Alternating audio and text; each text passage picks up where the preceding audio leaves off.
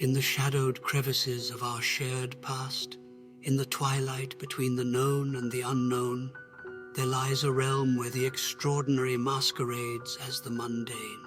This ethereal realm, adorned in velvety darkness, is home to those most elusive of phantoms, where stories shape-shift between the centuries, flutter on the breath of a whisper, a fleeting dream, or a chill running down one's spine. Good evening, my weary travelers. My name is Mr. Rook. I am your guide in these enigmatic hallowed halls where we shall illuminate the obscure and whisper life into the forgotten. Here, myth and superstition take center stage, where legends and folk tales from lands both near and far come to whisper their truths. Join me as we pull back the veil of this mundane world to reveal the magic that lies just beneath the surface of our everyday lives and peer into the heart of the arcane. Welcome, dear friends, to SkaryTales. As autumn leaves begin to fall, the boundaries between our world and the realm of the supernatural begin to blur.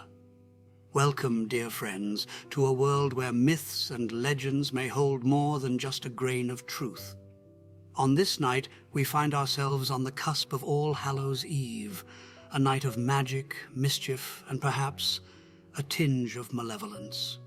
Together we shall uncover the rich tapestry of traditions that have woven the Halloween we know today from the loom of cultures long past. So gather around the fire, for when the veil between the worlds thins, who knows what might step through? From the Emerald Isles of Ireland to the wind-swept highlands of Scotland, here tales of fairies and banshees abound like clover in the field. The Celts, a people deeply connected to the natural world, commemorated Samhain on the last eve of October. It was believed that spirits, both benign and malevolent, would tread upon the earth during this time, as it was a night when the veil between the land of the living and the dead was at its thinnest. In response, bonfires were constructed, grand and illuminating, both as lighthouses for friendly spirits and as deterrents to those with darker intentions. As folklore tells, each household set aside an extra place at dinner, a charming tradition, really, as it served the dual purpose of honoring departed loved ones and appeasing any less benevolent spirits who might otherwise turn their mischief upon the home and those within it. On Samhain Eve, divination was often performed, methods of foreseeing the future and, more importantly, future romances. Ah, love, a universal quest. During Samhain, young Scottish women would peel an apple in one continuous strip and toss it over their shoulders. The shape it would form upon landing would indicate the initial of their future husband's name. Meanwhile, the Irish would play games of chance. One such game involved placing a ring, a coin, and a thimble into a dish of mashed potatoes called coal cannon. The item you found in your serving would foretell your fate: a ring for marriage, a coin for wealth, and a thimble for a life of spinsterhood or bachelorhood. And what of the legend of Stingy Jack? A tale as rich as it is eerie, this Irish folklore story centers around a mischievous, deceitful man named Jack, who was known for his cunning and, as the name implies, his stinginess. Jack was the sort of man who thought he could outwit anyone, even the devil himself. As the story goes, one fateful evening, Jack encountered the devil at a pub and managed to trick him into turning himself into a coin to pay for their drinks. Once the devil complied, Jack pocketed the coin next to a silver cross, which prevented the devil from changing back into his original form. Eventually, Jack freed him, under the condition that the devil wouldn't claim his soul when he died. Years later, Jack tricked the devil once again, this time into climbing a tree to fetch some fruit. While the devil was up the tree, Jack carved a cross into the trunk, thus preventing the devil from climbing back down. Again, Jack struck a deal. He would erase the cross and free the devil, but only if the devil agreed not to bother him for another 10 years. Jack's life came to an end, as all lives do. Due to his sinful lifestyle and cunning tricks, he was denied entry into heaven. But thanks to his deals with the devil, he was also turned away from hell. "Go back to where you came from," the devil sneered, tossing Jack an ember from the fires of hell to light his way through the eternal darkness. Jack placed the ember into a hollowed-out turnip, his makeshift lantern, and since then he's been condemned to wander the earth, unable to find a resting place in either heaven or hell. The Irish began to refer to this damned figure as Jack of the Lantern, later shortened to Jack-o'-lantern. And so, in the mists of Irish and Scottish history, the first jack-o'-lanterns were carved not from pumpkins, but from turnips or potatoes, their frightening faces intended to ward off evil spirits like Stingy Jack. When Irish immigrants came to America, they discovered that pumpkins, native to the New World, were far more abundant and easier to carve, transitioning the jack-o'-lantern from turnip to pumpkin. Turning our gaze eastward, the Slavic nations harbor their own rich traditions in tune with the supernatural. In the fall, it is said that Veles, the god of the underworld, makes his descent into the realm of the deceased. He communes with the spirits there and then re-emerges to walk among the living. During this period, the veil between our world and the afterlife is at its thinnest. In respect to this, Slavic communities would hold feasts known as pominki, dinners for the dead. Food would be prepared and a portion set aside as an offering to the deceased. Sometimes these offerings would even be taken to the graveside in the belief that the spirits would partake in the meal, blessing the living in return. Another common practice in Slavic cultures is the lighting of bonfires to ward off evil spirits. Young men and women would gather around, jumping over the flames in a daring display of courage and faith. The higher the leap, the more bountiful their future harvests were believed to be. An intriguing form of agricultural investment, I dare say. Beyond Halloween, there are other notable dates across cultures where the boundaries between the mundane and the mystical are thought to be permeable. In the shadowed heart of Romania, where tales of the enigmatic Count Dracula have danced on whispered winds for ages, autumn ushers in more than just a change of leaf and temperate. As the air chills and grows crisp, a palpable sense of reverence and caution, intertwined with the uncanny, settles over the land. On the eve of St. Andrew's Day, or as the locals reverently call it, Noaptea Sanziene, the world undergoes a transformation. A night when old tales insist the restless strigoi, those tormented spirits, break free from their earthly tombs to haunt and taunt the living. In an almost ritualistic dance against the unseen, homes dress themselves with garlands of pungent garlic and aromatic basil hung deliberately above entrances, nature's own talisman against the nefarious night guests. And as twilight deepens, villages ignite with the fiery brilliance of roaring bonfires, echoing traditions of not just their own, but of distant Slavic kin. These flames, however, aren't merely for protection. They become luminous epicenters where memories and myths meld, shared in hushed tones or sung as age-old ballads, passed like treasured heirlooms from elder to child. From Serbia's Eve of St. George's Day to Germany's Walpurgis Night, other nations and cultures too have their times of thinning veils. Both nights involve precautionary measures, such as the use of ash circles or garlic, to guard against malevolent spirits, emphasizing a universal preoccupation with supernatural entities across varied geographies and times.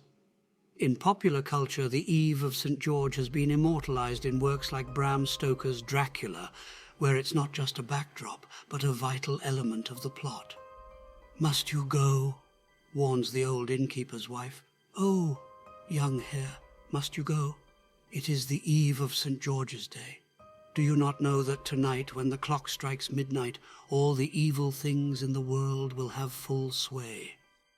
In the novel, this particular night heightens the supernatural powers of Count Dracula, making it a night of extreme danger for the protagonists. The literary use of St. George's Eve adds an extra layer of tension and horror to the narrative, and showcases how deeply rooted such traditions are in our collective consciousness. It serves as an example of how folklore and superstitions continue to influence modern storytelling.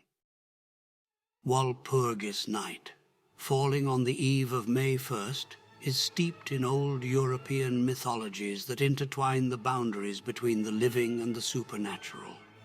As night's cloak drapes over the land, ancient tales speak of witches gathering atop the Brocken, the highest peak in Germany's Harz Mountains, to revel in nocturnal rites. This spectral celebration inspired the renowned Russian composer Modest Moussorgsky to craft his symphony, Night on Bald Mountain. A vivid and tempestuous piece, it echoes the wild dances and imagined diabolic festivities of the witches. Such was the power and evocative nature of Moussorgsky's composition that it caught the attention of Walt Disney, who then incorporated it into his 1940 animated masterpiece, Fantasia.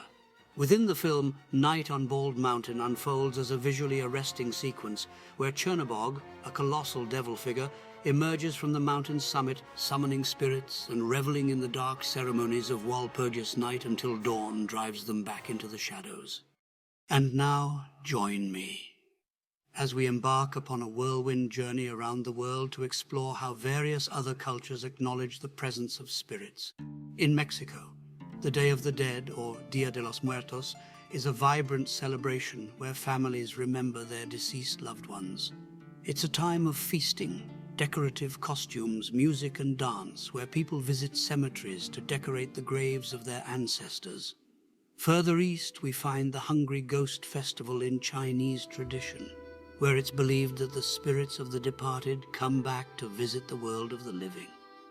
Offerings of food and paper money are burned to appease these wandering souls. Before we conclude our journey, it's worth noting some ancient practices that, though less observed today, serve as fascinating footnotes to our exploration. The Roman Lemuria, for instance, was an annual exorcism of the malevolent and fearful ghosts of the dead from one's home. The head of the household would walk barefoot around the home at midnight, tossing black beans over his shoulder to distract the spirits. In ancient Egypt, there was Wepet Renpet, or the opening of the year, a festival that closely resembled a New Year's celebration, but also included elements of placating spirits and gods to ensure a prosperous year ahead. But just how did we progress from a night of ethereal concerns to one of candies and jack-o'-lanterns? Halloween, as we know it, is largely a blend of traditions that found common ground on American soil. Its commercial nature has, in recent years, turned it into a global event, with each country lending its unique flavors to the celebration. Nevertheless, heed well, dear friends, the ancient wisdom these traditions were born of. The veil remains thin, and charms or incantations are never amiss. Even within the frolic, Halloween retains traces of its darker past. Before it was widely celebrated as it is today, the eve preceding Halloween was often dubbed Devil's Night, particularly notorious in places like Detroit for its youthful mischief, sometimes escalating to more serious disruptions like vandalism and arson. Now, thanks to community efforts in towns such as Anoka, Minnesota, the night has been largely reclaimed for safer supervised activities, another evolution in the ever-changing tapestry that is Halloween. As for the costumed festivities, they harken back to European mumming and guising, where people wore costumes and masks as a form of protection against wandering spirits by disguising themselves as ghouls, goblins, and other creatures of the night. Over time, and as traditions mixed and migrated, this evolved into the more jovial practice of trick-or-treating. And so, as you embark on your own Halloween revelries, keep in mind my counsel. On this night, the veil is gossamer and fragile. Speak your incantations with care, and never forget, though Halloween's masks and sweets may seem far removed from its mystical roots, remember? When the veil thins, carry your talismans close, for tonight, anything is possible. My dear friends, our tale for this evening has concluded, but our journey does not end here. Visit us again soon. Here in our little corner of the ether, we shall unravel another tale. A story imbued with fear, superstition, and perhaps the occasional sprinkle of fairy dust. We hope you enjoyed tonight's story. Join us again as we delve into the pages of history, folklore, and some things that make us wonder, and perhaps others that make us shudder. Don't forget to leave a like and subscribe to SkaryTales. Together we'll explore the shadows and the light of the world's most enchanting and terrifying tales. Until next time, we here at SkaryTales hope you have a happy Halloween, and remember that every tale hides a truth, and every truth hides a tale. Sleep well and good night.